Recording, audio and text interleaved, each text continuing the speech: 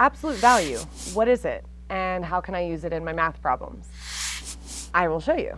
Absolute value, we'll look at the definition first, is the distance from zero.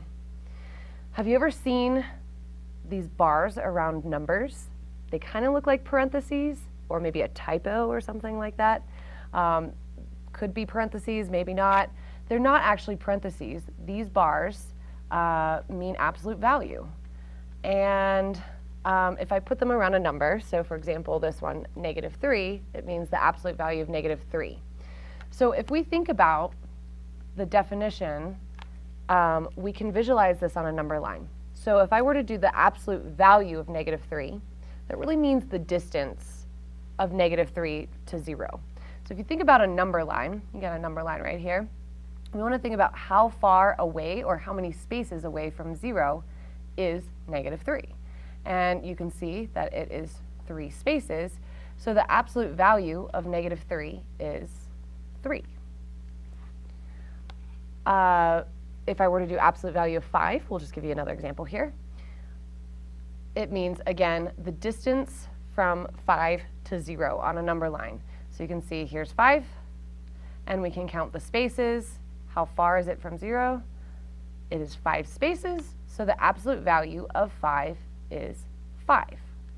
Now, you may have noticed just from these examples that our answers were never negative, even if we had a negative number to start with.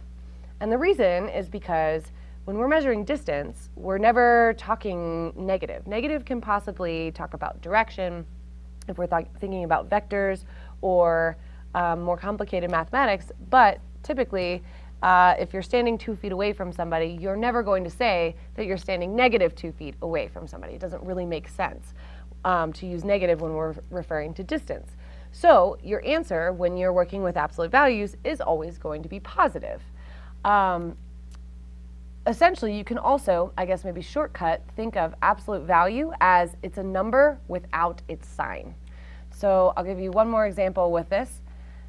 Let's say I had absolute value of -2, take away that sign, our answer is 2. Now, using this idea, we can actually also solve equations with absolute value or have algebra equations with absolute values. Here's an example. So let's say I said that the absolute value of x is 3.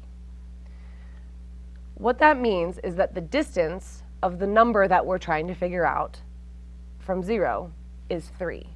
So this can actually have 2 answers. We could say that 3 is 3 units away from 0 on the number line, or we could also say that the number -3 is 3 units away from 0 on the number line.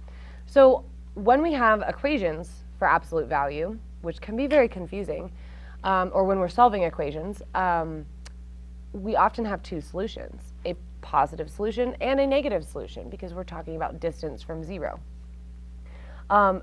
So that being said, if we had something a little bit more complicated, like this one, is we're saying the distance of x plus 2 from 0 has to be 5. So what that would mean is that x plus 2 could be 5, could be at 5, or x plus 2 could be at -5, because that would also be 5 units away from 0. So we can create 2 equations when it comes to solving this. And we want to solve both of them. So solving both of these, we'd subtract 2 on both sides and get 3. And on this one, we'd get -7.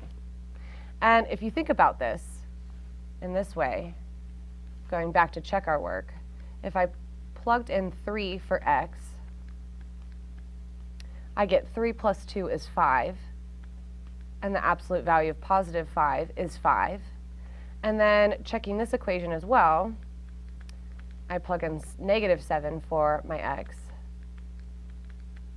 and I get absolute value of -5 is 5, which is also true. So we've considered both our positive direction and our negative direction when solving this equation. So in general, when you're solving equations with absolute value, when you get down to the part where all you're left with is absolute value and some stuff inside of it, you can break into two equations, one equaling the positive, one equaling the negative of what it's equal to.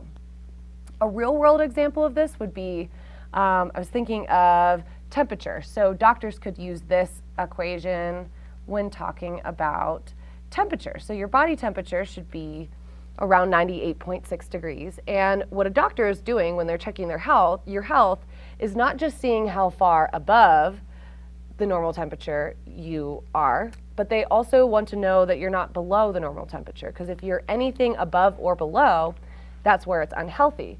So we don't really care the direction, if it's more or if it's less, it's still unhealthy. So they might use this equation, x minus 98.6, and maybe try to make sure that you're not 0.5 above or 0.5 below it. So let's say, and I'll just give you an example so that this equation makes a little bit more sense. Let's just say that your temperature was 99 degrees. And we wanted to see how far above or below, is it a safe distance away from 98.6? So we would subtract, and we get a positive number, which is 0.4. But the absolute value of that, or distance from the regular temperature that you should be, is 0.4. If I were, let's say my temperature was 98 degrees, I could do 98 minus 98.6. That's going to give me a negative number, negative 0.6, but the absolute value of that is 0.6, which means you're actually further away from the normal temperature than you would be if you were above it. And so this really gives you an idea of distance from what, a norm, rather than high or low, because if I said it was negative 0.6, that would sound like it's less than 0.4. And really, that would be more alarming if you were 0.6 degrees away from normal temperature rather than 0.4. So that's just an example of how absolute value can be used in the real world. Hopefully that helped you understand absolute value a little bit more, and if you have any questions on it, please let us know. Thanks for watching this episode of Tutor This. As always, if you have questions or suggestions for future episodes, leave them in the comments below. Remember to click the like button below, and if you enjoyed this video and want to see more like it, hit subscribe.